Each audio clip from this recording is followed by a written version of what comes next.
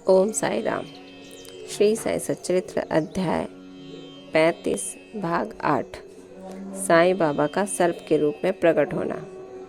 शिरडी के रघु पाटिल एक बार निवासी के बालाजी पाटिल के पास गए, जहाँ संध्या को उन्हें ज्ञात हुआ कि एक सांप फुफकारता हुआ गौशाला में घुस गया है। सभी पशु भयभीत होकर भागने लगे। घर के लोग भी घबरा गए, परंतु बालाजी ने सोचा कि श्री साईं ही इस रूप में प्रकट हुए हैं। तब वे एक प्याले में दूध ले आए और निर्भय होकर उस सर्प के सम्मुख रखकर उनको इस प्रकार संबोधित कर कहने लगे कि बाबा, आप फुफकार कर शोर क्यों कर रहे हैं? क्या आप मुझे भयभीत करना चाहते हैं? यह दूध का प्याला लीजिए और शांतिपूर्वक पी लीजिए।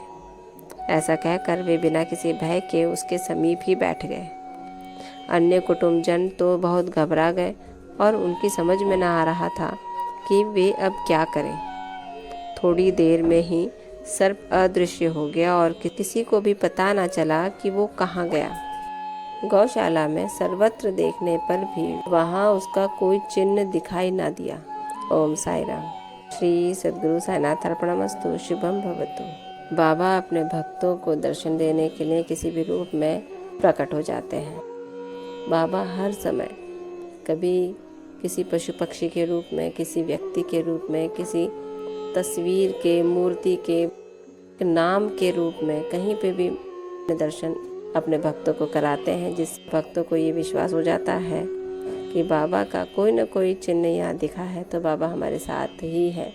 और ऐसा मेरा स्वयं का अनुभव है, क्योंकि मैंने ऐसे चमत्कार देखे हैं और वो मेरे सारे काम सिद्ध हुए हैं। इसी के साथ ये अंश और ये अध्याय समाप्त होता है।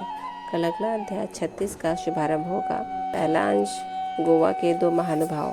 तब तक ओम साई राम। बाबा आप सब पर कृपा रखें, आपको आशीर्वाद दे और कष्टों से दूर रखें। ओम साई राम।